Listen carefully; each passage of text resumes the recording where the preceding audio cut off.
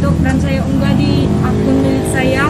Saya minta maaf yang sebesar-besarnya, terutama negara Palestina, warga negara Indonesia, Provinsi Bengkulu, Kabupaten Bengkulu Tengah.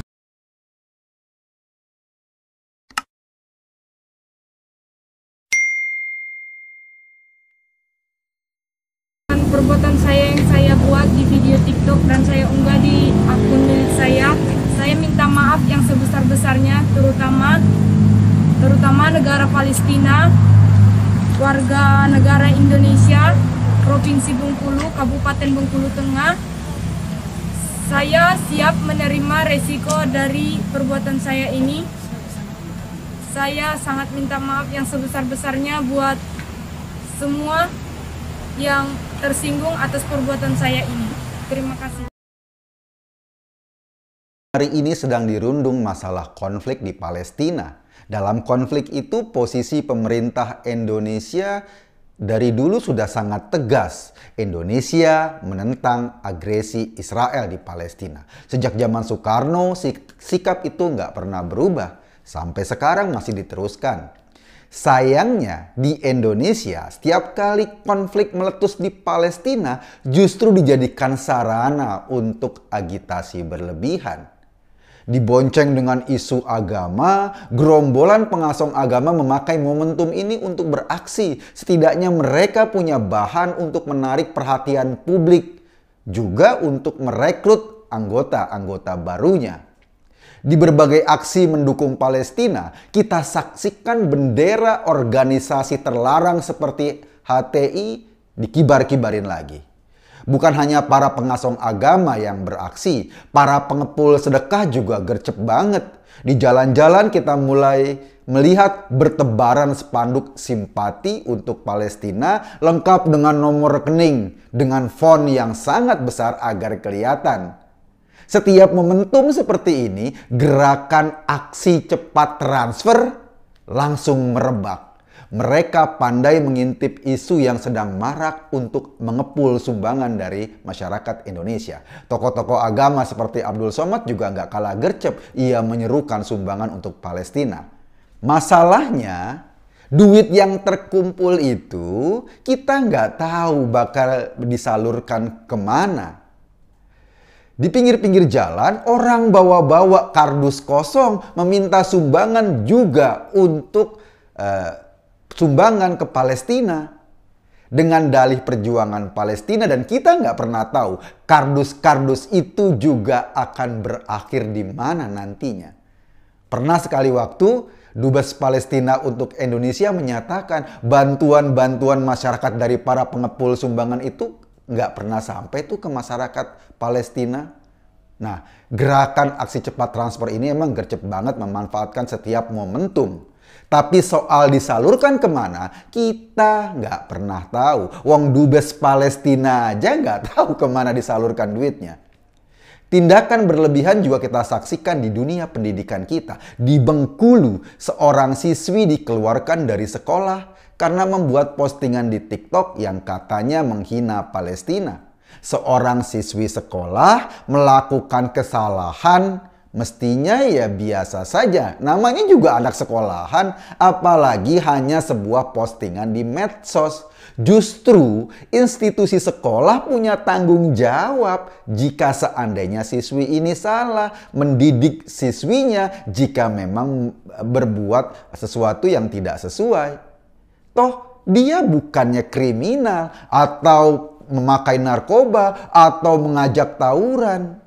Jika ujaran di TikTok memerahkan telinga yang dengar, ya panggil aja siswinya beserta orang tuanya, berikan nasihat, dididik yang baik, nggak usah dikeluarin. Bukankah memperbaiki perilaku siswa itu tanggung jawab institusi yang namanya sekolah? Apalagi ini soal konflik Palestina, konflik yang jauh dari Indonesia. Masa gara-gara itu dikeluarin dari sekolah? Kalau hanya karena postingan di TikTok lalu masa depan seorang siswi dikorbankan, dikeluarkan dari sekolah, lalu apa bedanya sekolah di Indonesia dengan Zionis Israel yang juga merenggut masa depan pemuda-pemudi di Palestina, sama aja kelakuan mereka. Reaksi berlebihan juga terjadi di Mataram, NTB. Seorang pemuda mengupload komentar miring soal Palestina. Ia digelandang polisi dengan alasan ujaran kebencian. Yang paling miris kabarnya ia terancam pidana 6 tahun. Tapi kita lihat orang-orang seperti Yahya Wallaudi, Abdul Somad yang amat sering menyerukan ujaran kebencian kepada agama Kristen misalnya, sampai sekarang mereka aman aja tuh. Bahkan Rizik secara terang-terangan menghina Pancasila. Sampai sekarang kasusnya juga nggak pernah diteruskan atau belum diteruskan. Bukan hanya itu, kemarin nih ya, baru aja kemarin ada emak-emak norak memaki polisi dengan kata-kata kebun binatang. Penyelesaiannya gimana? Cukup dengan materai 10.000. Padahal memaki dengan kata kasar, korbannya adalah anggota Kepolisian Republik Indonesia. Memakai seragam resmi, mereka menjalankan tugas negara secara resmi. Tapi toh pada kasus itu kita kayaknya punya pemakluman. Padahal mereka itu yang memaki-maki itu sudah emak-emak. Pasti mereka udah bisa membedakan mana kata makian dan yang mana desahan. Penyelesaiannya cukup dengan materai. Kalau siswi di Bengkulu dikeluarkan dari sekolah atau pemuda di Mataram ditangkap karena ujarannya kepada negara lain seperti Palestina, pertanyaannya gimana dengan orang yang mencaci maki Cina komunis atau mencaci maki Iran karena Syiah? Saya nggak pernah dengar ada orang dihukum karena caci makinya seperti itu.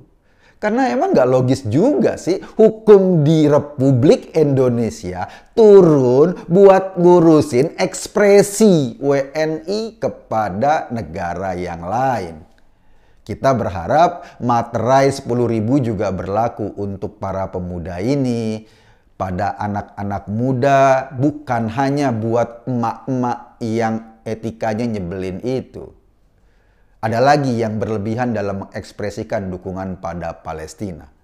Gubernur Anies Baswedan misalnya merencanakan memasang lampu berhiaskan bendera Palestina di berbagai jembatan penyeberangan di Jakarta. Memasang bendera negara lain di fasilitas publik di Indonesia dengan biaya pajak rakyat Indonesia. Kalau ini sih ya bukan hanya berlebihan, tapi juga terkesan mengeksploitasi penderitaan rakyat Palestina buat pencitraan politik. Ini jelas kebablasan. Gini, posisi pemerintah Indonesia terhadap kasus Palestina sejak dulu nggak berubah. Melalui Menteri Luar Negeri Retno Marsudi, diplomasi internasional membela hak-hak rakyat Palestina tidak pernah putus dilakukan. Dukungan kita kepada rakyat Palestina jangan sampai diekspresikan kebablasan, sama seperti kebablasannya sidang pledoi Rizik yang kasusnya adalah pelanggaran kesehatan, bawa-bawa Palestina. Apalagi mengeluarkan seorang siswi dari sekolah, apalagi menangkap seorang pemuda dengan ujaran kebencian dan ancaman hukum yang berlebihan, atau mengepul donasi padahal nggak jelas penyalurannya kemana. Yang terlebih, memprovokasi kebencian agama di Indonesia atau menunggangi isu Palestina untuk kepentingan politik. PKS biasanya melakukan itu. Itu semua sudah sangat memuakkan. Justru semua kelakuan itu akan menurunkan nilai perjuangan rakyat Palestina sendiri. Terlebih kalau penderitaan Palestina malah dijadikan ajang eksploitasi pencitraan seorang gubernur.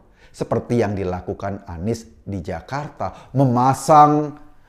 Berencana memasang bendera Palestina dengan lampu-lampu di berbagai jembatan penyeberangan. Ini kayaknya amat sangat berlebihan. Di tengah yang berlebihan ini, untung saja hari ini kita masih punya kabar baik. Saat Anies sibuk merencanakan memasang bendera Palestina di Jakarta, tadi pagi di Jawa Tengah menyambut Hari Kebangkitan Nasional, Gubernur Ganjar Pranowo menginstruksikan warganya untuk jeda sejenak, menyanyikan lagu Indonesia Raya jam 10 tadi pagi. Secara serentak semua aktivitas di Jateng terhenti. Indonesia Raya berkumandang. Ngarso Dalem Sri Sultan Hamengkubuwono X juga sama.